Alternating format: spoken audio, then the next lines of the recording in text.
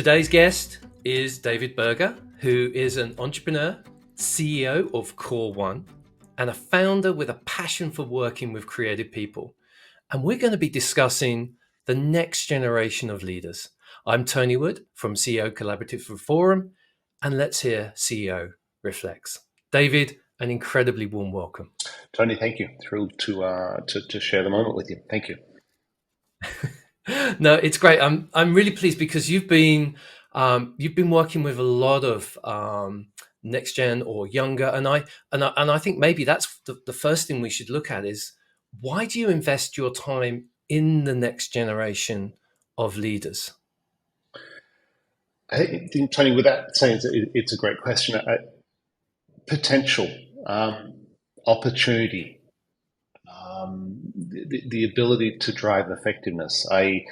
Apart from getting a huge buzz out of it personally, I think the opportunity that next gen faces, the chance that they've got, their ability to influence, their ability to grow, to learn, to contribute, I find enormously exciting, as naive as that sounds. So, what is it that's exciting about it? I mean, how do they differ, and how would you even define the next generation? It's not is it an age thing? Is it a skill thing? How would you define it? I think it would be easy to drop it into the age bucket. I don't think it's just the age bucket. I think I would be more inclined to look at it as a very malleable group of people in terms of those that belong to it and don't. They're often younger, that simply have untapped potential, that are sufficiently naive to be open to go out and try new things, who want to learn, who want to take risks, who haven't done it yet, certainly haven't done all of it yet, and who have a desire to make something happen. And I think I'd look at that as a group, as next generation, because I think they will determine where we all end up. It's that energy, isn't it? It's that energy of doing something for the first time that you've never done before, and suddenly you're going, all of these things are totally new. I really like that idea. I love the idea that it's not an age thing. It can be, but it's more of an experience, and we judge people by the minds and the experience, and then the way that they're learning, and that must be quite interesting. How do you judge the way that you're contributing to them if it's their first time, or the first time they're really going for this big CEO or leadership role? I think judging contribution is obviously very, very subjective. Yeah. I have a personal obsession with wanting to contribute, wanting to offer or to share, as long as it's perceived as being valuable, or as long as it has a chance of being harvested, let's say. So I think measuring contribution would be more about how receptive I felt someone to being. It might be the chemistry between herself and myself, this ability where you have this conversation with someone who's creative, or someone who has a skill set, or an openness, or a naivety that I might not have, where you create a dynamic, or where you experience a dynamic between two or more people where it's just enormously exciting, and where creative ideas are born, or aggressive discussions take place that may be controversial, and certainly at times uncomfortable, but that leave us all walking away thinking, to tell you the truth, literally thinking. So I think from my point of view, if it's business as usual and you walk away thinking we could have just easily done without it, then I got it wrong, let's say. So I think making a difference. I mean, do you find that there is that difference in perspectives, especially if you've been a CEO in many companies for a long period of time? Is it refreshing? Is it challenging? Does it make you think, oh my goodness, maybe that isn't something? Should I change as a result of this? Oh, very much so. I'm by nature self-critical. I'm conscious of what I can and can't do. I think in my dealings, if I consider what I'm currently doing and what I've done in the past, typically it's dealing with someone that that makes you smile, or where you see a degree of naivety or youth in perspective, or the preparedness to have a really ugly argument to tell you that you're wrong, and why and how, and Yeah. to remember that we're trying to create value, if not add value. So I think from my point of view, if I don't walk away changed or don't walk away enriched, then I probably got it wrong anyway, because they certainly have something that I may or may not have had that I still very much value. Yep. Yeah. Is that what you get from it? Is that the sort of things that because it's a give and take? Is it that challenging or being challenged or having your perceptions revised because things you thought people were like, oh, turns out they're not. What are the things that you get from all of this? I honestly think I learn. I walk away from each experience. Ideally, if I don't, then I'm probably not going to repeat it. But I learn a great deal. I get a huge buzz out of working with creative people. I get a huge buzz out of Yes. people that demand that I stretch myself, or that don't want to listen to the old guy talking, but want to challenge or be challenged. So I think the interaction itself I find enormously rewarding.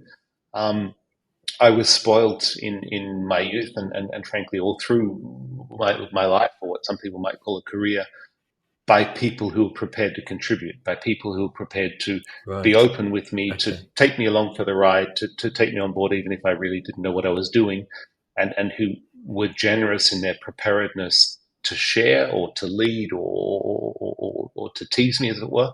Um, and I have developed a huge respect for that. It's not just a matter of giving back, but there's also certainly a degree of a belief that it is what one does. We actually we have a responsibility to share what we are, and to be challenged by it, and to offer that to those who have an interest in it.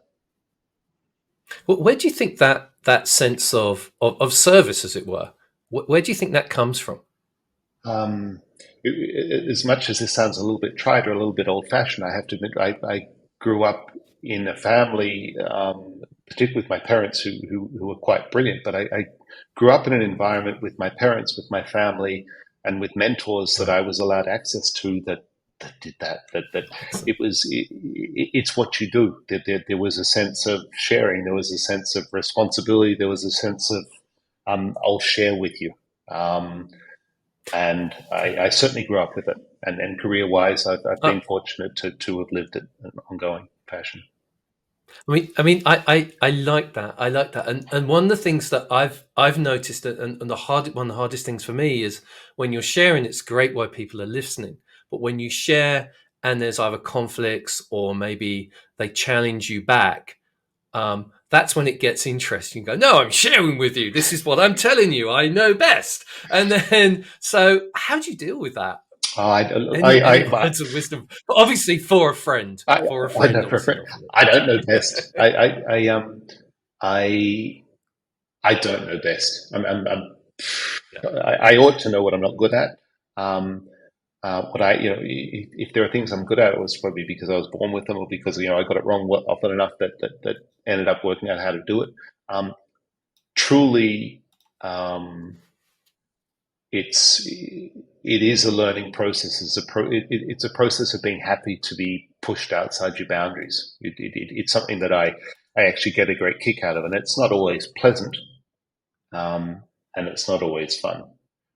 Um, okay. but it is enormously enriching. Okay, and so I mean, it comes down to if someone is too challenging, or do you have a way of figuring out? This isn't. We're maybe not gelling, and a degree of challenge or degree of disagreement is great, but when a certain point comes, you're going, this isn't going to work. So, do you have a kind of checklist that you go through before you're working, or mentoring, or working with a next generation of leader, and then go, okay, this is going to work. Maybe this is not for me, and I hand off to someone else, or I really want to work with that person. They're amazing. How do I do that? I think if I look back, for example, to what I've done with COCF, I've worked closely with some people who are not just next generation leaders, they're simply awesome leaders now, um, Yeah. who had either needs or competencies well beyond mine. And it's not a question of being better or not, or having more grey hair or not. But I remember one in case with um, a woman who was, she lit a rocket and she was hanging on to it. And I looked at it thinking, I've done things, but rockets, no. I've done really steep things, but not a rocket. Um, and Yeah. and it was fairly simple for she and I just to say, hey, look, I'll step back, and there are other people that have what you need because I don't. And so I think a very healthy degree of humility, certainly on my part, is vital to it. I think coming back to what you might describe as criteria, I think if the chemistry is not there, then I'm going to have a problem because the empathy thing is important, and the preparedness to exchange and to Right. be honest is important. Um, I think if there's not sufficient mutual respect, it's definitely not going to work. So it's almost better to say there are certain things that are a given, and if they don't exist, then we're not likely. There's likely to be too much friction to make it work. Um, so I think for me, honesty, humility, um, and a preparedness to be vulnerable, as much as they sound a little bit too Interesting. emotional, play a very critical role in both parties, assuming there are two of us, being prepared Yeah. to be pushed or challenged, or to respond to the challenge. Yeah, I think that's probably how I would put it together. Yep. Oh, well, because we're human creatures, and I think emotions are part of that. Do you find that you need to see someone physically, or can you do this remotely? Are there any kind of like any guidelines that you give I, yourself? You say, "Oh, this person's in another country. I'm never going to see them. That won't work," or whatever. I think historically, pre-COVID, let's say, despite the fact that I've lived Yeah. and worked in Asia Pacific and in Europe, probably almost equally for halves of my life, I think historically I would have always said you've got to end up in person, or the value of an in-person meeting Right. would be critical. In the meantime, I have to admit that I can now count that I've been working closely with someone who I simply find awesomely inspiring. And we've still never met. It's possible we'll meet in a couple of weeks' time. Wow. And Oh my there's no goodness. way that I would know it, and I wouldn't be conscious of it, and I even have to think hard about whether it's possible we might have met. So there are now a number of people that I've worked very, very, you could almost say intimately with, because there's a degree of interaction, certainly if it's Mhm. regular, in this case it is, um, where it's hard to believe that we haven't actually met. But we haven't. So Could we no. dig into Yeah. Could we dig into that a little bit? I think because is it something the fact that people who are more like digitally native, as it were, are happy to get that connection via a call or via a video call, and you obviously are a digital native as well, so you're very comfortable. If you weren't comfortable, would maybe you can't answer for someone else, but in your experience of talking to other people, if you're not comfortable with video calls, would it work, or could you force yourself into it? I think it would be pretty hard to fall on your sword these days. Again, post COVID, or post what we've all lived with in the Yes. last 3 or 4 years. If you couldn't deal with it, then Yeah. you probably had big issues, or you were so detoxed that you probably weren't doing it anyway. Um, I I'm surprised by how effective you can make it happen. There's no Yeah. question that video, at least at times, is vital. It doesn't. I Yeah. don't think it replaces in person, but I think a lot of us have got good enough at doing video. So the idea of mixing up voice versus voice and image is very important, and I think particularly when it comes to subjects that either demand a lot of empathy, or where there's a mutual need to understand quite where the other person's head is at, that the ability to see Yeah. the interchange and and and better understand emotion and the exchange is enormously helpful. But frankly, as long as you had the ability to have sound quality, because otherwise, I think Yes. that probably for me the biggest issue would be Yeah. sufficient quality of sound transmission such that you could actually have an interchange. Is probably more vital than I ever understood. I think all of us have had enough calls where you sit there trying to guess what the other person's saying, but if you would talking about things that are of vital importance, then that would make it very difficult. You're turning captions on to going, Yeah, I need some clues to figure out what's happening. yeah, But isn't that interesting? Is that it works when we're remote, when there's no sound, when you can let go of the video, you can let go of the sound, you can let go of the screen, and then you focus in on the person. You're yeah. there. You've got that presence. Whereas if it's cut out or it's stuttery, suddenly, for me anyway, I've lost it. Oh, I find it. I mean, it's even in interpersonal relationships where you have regular calls with people, and they're shopping or at the supermarket, or the light quality is poor, or you get every second word, and I have to admit, it drives me spare. It's not something that I'm good at. As much as I am guilty of it, it drives me spare. Yeah. Yeah, no, I'm of the same. It's having that good quality, and then that enables me to kind of like forget the distance. So what one piece of advice would you give to someone who's working with the next generation of leaders, or indeed, what would you give when someone, if you're a next gen leader and you are then somebody wants to mentor or wants to help you, what would you look for? How would you handle that kind of relationship? What advice would you give? Um, without showing too much grey hair and all the rest of it, I think my first piece of advice would be prepared to listen. Mm-hmm. Okay. Almost more important than anything else. Whether or not you're the grey-haired guy, as it were, or woman, or whether you're the person who's on the other side of the exchange, I think the preparedness for both to truly be open to listen and to digest. Okay. I would start there. I would certainly, in an unbridled fashion, encourage to do it. I think all of us have got something to contribute, Yeah. as long as it's done with humility. Having done it before doesn't mean you're good at it. Having done it before doesn't mean you got it right. You could be full of failures, or have done one thing right once. It doesn't make you a hero, other than in your own lunchtime. So I think bringing a healthy degree of humility to understand that Yeah. what you've done may or may not be relevant to the other person, and keeping that in mind. Mm-hmm. And be generous, honestly, as in be prepared to go a little bit further than you even intended to, because there's so much benefit in that exchange, and if it's not welcomed on either side, then it's not going to happen for very long anyway. I totally get the idea of listening, and I once had a conversation with someone who said, Tony, I think you need to do an active listening course.